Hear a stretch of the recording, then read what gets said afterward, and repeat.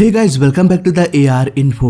और सपोज आप किसी रास्ते से गुजर रहे हो जहां बड़े बड़े इलेक्ट्रिक टावर्स लगा हुआ है, तभी एक वायर टूट के गिर जाता है। ऐसे में क्या आपको करंट लग सकता है? अगर हाँ तो कैसे, और नहीं तो क्यों नहीं?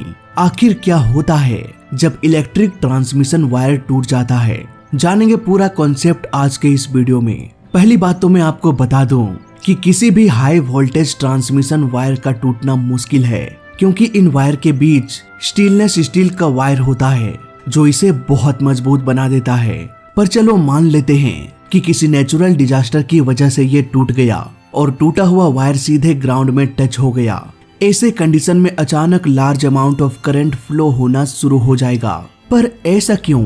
आइए समझते हैं। बचपन से हम पढ़ते आए हैं कि करंट फ्लो होने के लिए एक क्लोज पाथ का होना बहुत जरूरी होता है। अगर क्लोज पाथ कहीं से ब्रेक होता है तो करंट का फ्लो रुक जाएगा।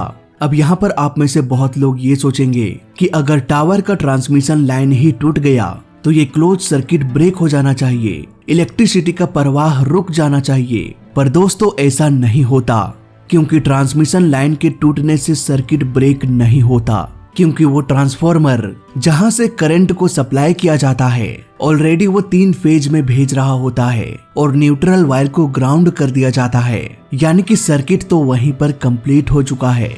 जैसे ही वायर टूटकर ग्राउंड से टच होगा उसे न्यूट्रल मिल जाएगा और तेजी से करंट फ्लो होना शुरू हो जाएगा। अब सवाल ये आता है कि अगर उसी समय कोई इंसान टूटे हुए वायर के आसपास हो तब क्या होगा? इसे समझने के लिए हमें ये जानना पड़ेगा कि करंट फ्लो कैसे होता है। सपोज 2 टैंक है, दोनों टैंक को पाइप से कनेक्ट कर दिया गया है। अब जैसे ही एक टैंक में हम पानी भरेंगे, ये पानी पाइप से होते हुए दूसरे टैंक में भी भरना शुरू हो जाएगा। यहाँ पर पानी को हम करंट मान सकते हैं। पानी भरने से पहले दोनों टैंक खाली था, यानी कि दोनों के बीच का पोटेंशियल डिफरेंस बराबर था। जैसे ही हमने एक टैंक को फुल कर दिया, वैसे ही पोटेंशियल डिफरेंस बढ़ गया। इसी पोटेंशियल डिफरेंस के कारण पानी एक टैंक से दूसरे टैंक में भरता रहेगा जब तक कि पानी यानी कि करंट का पोटेंशियल डिफरेंस बराबर ना हो जाए, यानी कि पानी बराबर ना हो जाए। जब एक बार दोनों टैंक में पानी बराबर हो जाए तब हम देखेंगे कि पानी का प्रवाह रुक गया, दोनों का पोटेंशियल डिफरेंस बराबर हो गया, यानी कि करंट का फ्लो रुक गया।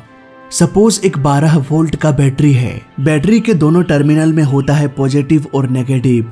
12 वोल्ट कहने का मतलब है कि दोनों टर्मिनल के बीच का डिफरेंस 12 वोल्ट है। जैसे ही हम कोई 12 वोल्ट का डिवाइस कनेक्ट करेंगे तो सर्किट कंप्लीट हो जाएगा और करंट का फ्लो होना शुरू हो जाएगा। ये करंट तब तक फ्लो होता रहेगा जब तक दोनों टर्मिनल के बीच पोटेंशियल डिफरेंस 0 ना हो जाए। इसके बाद ये बैटरी डिस्चार्ज हो जाएगा।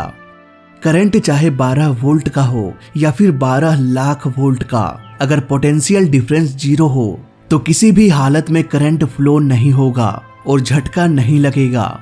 नाउ आते हैं पॉइंट पर कि क्या होगा अगर कोई इंसान हाई वोल्टेज के टूटे हुए वायर के पास पहुंच जाए तो। दोस्तों, यहाँ पर जब भी कभी वायर गिरता है तो वहां आसपास वोल्टेज फैल जाता है। फैलने के साथ साथ ये कम भी होता जाता है।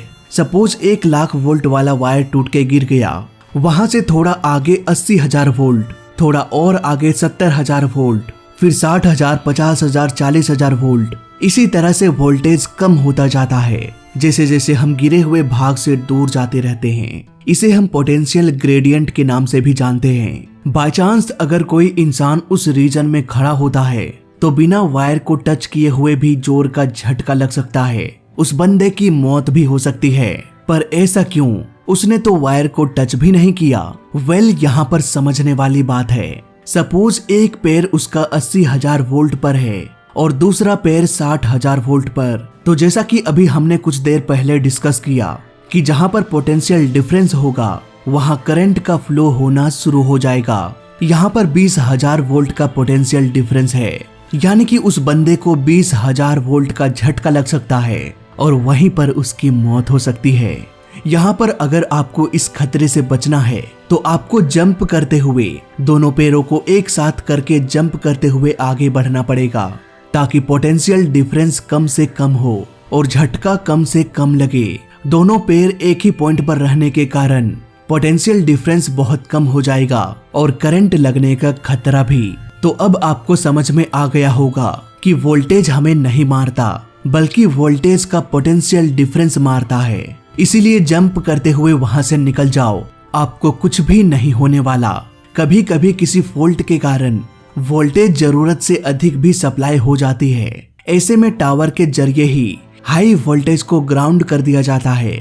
ऐसे वक्त पर भी आसपास करंट फैल जाता है और यहाँ पर मौजूद लोगों की मौत आराम से हो सकती है। इन सब खतरों को देखते हुए पावर स्टेशन जहाँ से करंट सप्लाई किया जाता है, वहाँ बहुत सारे सेफ्टी इक्विपमेंट्स का यूज होता है। वहाँ रिले लगा होता है, सर्किट ब्रेकर लगा होता है। कोई भी घटना होने पर रिले को पता चल जाता है कि कुछ तो गड़बड़ हुई है, कोई वायर टूट के ग्राउंड में टच हो गया है। तुरंत ही रिले सर्किट ब्रेकर को कमांड भेज देता है कि सर्किट को ब्रेक कर दो, बहुत बड़ी आफत आ चुकी है। इसके बाद सर्किट ब्रेक हो जाता है, यानी कि ओपन हो जाता है और करंट का बहाव रुक जाता है। कभी कभी ये वायर टूट तो जाता है, लेकिन वो हवा में ही झूलते रहता है, ग्राउंड से टच नहीं होता। यहाँ पर रिले को समझ में आ जाता है कि कुछ तो गड़बड़ी हुई है, लेकिन वो सर्किट ब्रेकर को कमांड नहीं देता, बस एक अलार्म बजा देता है कि कुछ तो गड़बड़ी हुई है, जाओ देख के आओ। सेफ्टी पर्पस के लिए इलेक्ट्रिक टावर्स की ऊंचाई बहुत अधिक रखी जाती है, इतनी अधिक कि कोई भी पेड़ उन वायर तक ना पहुंच पाए। इसके अलावा इन टावर्स को हमेशा सुनसान इलाके से गुजारा जाता है, ताकि अगर कोई घटना होती है तो किसी की भी जान ना चली जाए। इसके अलावा अगर किसी बाढ़ या भूकंप से कोई बड़ा सा बिल्डिंग टूटकर टावर पर गिर जाए तो आफत आ सकती है। इसलिए बेहतर रास्ता यही होता है कि इन टावर्स को साइड से निकाल लो। सपोज कोई बहुत बड़ा ट्रांसमिशन लाइन अगर ट्रिप हो जाए, 765 किलो वोल्ट का ट्रांसमिशन लाइन ट्रिप हो जाए तो भारी आफत आ सकती है। इतने हाई वोल्टेज ट्रांसमिशन में 2400 मेगावाट पावर को कैरी कर सकता है। ये पावर इतना होता है कि चेन्नई जैसे 2 सिटी को बिजली मिल सकती है। इतना बड़ा ट्रांसमिशन लाइन अगर अचानक से ट्रिप हो जाए तो पूरा सिस्टम बिगड़ सकता है, क्योंकि हमें ये भी पता होना चाहिए कि हर वक्त जितनी बिजली हम बनाते हैं हमें उतना यूज भी करना होता है। इसे स्टोर करके नहीं रखा जा सकता। हालांकि बैटरी में इसे स्टोर किया जा सकता है, लेकिन बेहद छोटे अमाउंट में। साफ साफ कहें तो हमें जितनी इलेक्ट्रिसिटी की डिमांड होती है हम उतना ही करंट बनाते हैं और सप्लाई करते हैं। इस तरह डिमांड और सप्लाई बैलेंस में रहता है। अगर इतना हाई वोल्टेज वाला ट्रांसमिशन लाइन टूट जाए तो डिमांड अचानक से डिस्कनेक्ट हो जाएगा। ऐसे में पूरा का पूरा सिस्टम ठप हो सकता है, कैस्केडिंग इफेक्ट देखने को मिल सकता है, पूरा शहर ब्लैकआउट हो सकता है, इवन पूरे भारत में भी बिजली जा सकती है। सो आई होप अब आपको पूरा कॉन्सेप्ट समझ में आ गया होगा। फिलहाल इस वीडियो में अभी तक के लिए बस इतना ही। जय हिंद, वंदे मातरम।